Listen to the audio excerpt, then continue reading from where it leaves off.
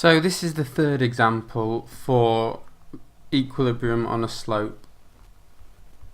If you notice this time, the slight difference, we have a force acting at an angle that we'll deal with. More significantly, we're given theta and we're told that tan theta is 4/3.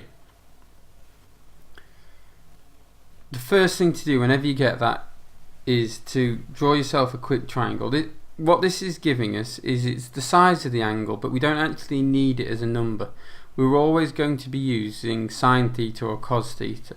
So if we can use this information to work out what sine theta and cos theta are, then it makes the calculation slightly easier. So, sketch of a right angle triangle. If that's my theta, tan is opposite over adjacent. So opposite is 4, adjacent is 3. Now hopefully you can spot that's a 3, 4, 5 triangle. So I can immediately work out that cos theta, cos is, I remember, is can't always have, adjacent over hypotenuse is 3/5, and sine theta, silly old hens, that's how I remember it, opposite over hypotenuse 4/5. So when we come to get cos theta or sine theta in our calculations, we've got the numbers written there for us, so we don't have to use our calculator.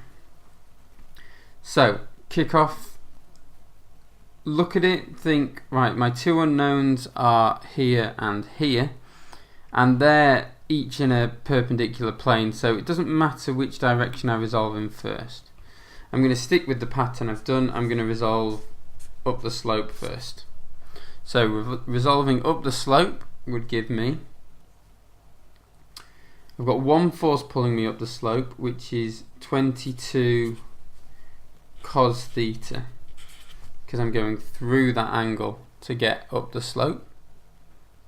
Then down the slope I have a minus f. If I use my pen just to check, I'll see, oh, I've not covered up this one, so I also have a component there. So if you remember the same principle as before, that's also going to be theta there. So for down the slope I also have a minus 20 sine theta. I'm in equilibrium, so that equals 0. A slight bit of rearranging gives me f equals 22 cos theta minus 20 sine theta. Now I know that my cos theta is 3/5 and my sine theta is 4/5, so f equals 22 times 3/5 minus 20 times 4/5. Okay,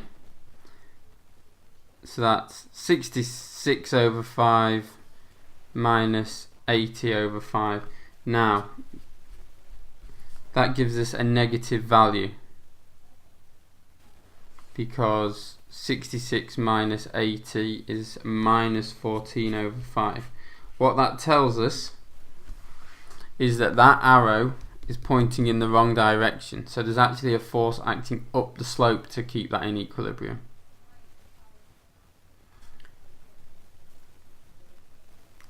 That's the advantage of using this mechanics, is if you get your diagram wrong, if you assume something's travelling in the wrong direction, the math sorts it out for you. So a better drawing would be to cross off f and put it going up. Now you shouldn't do that, because your maths has come out with it being a negative. If you then change the position of it, that negative is wrong.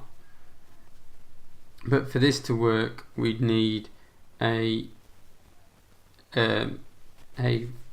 14/5, so a 2.8 Newton force acting up the slope.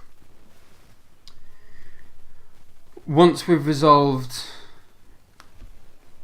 parallel to the slope, we're now going to resolve perpendicular to the slope. So resolve that way.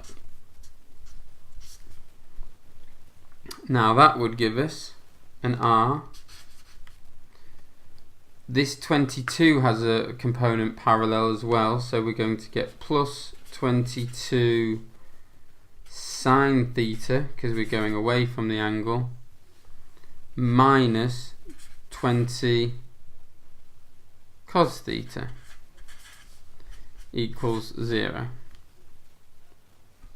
Now again, working out our various bits, that gives us r equals 20 cos theta, which I'm going to change for 3/5,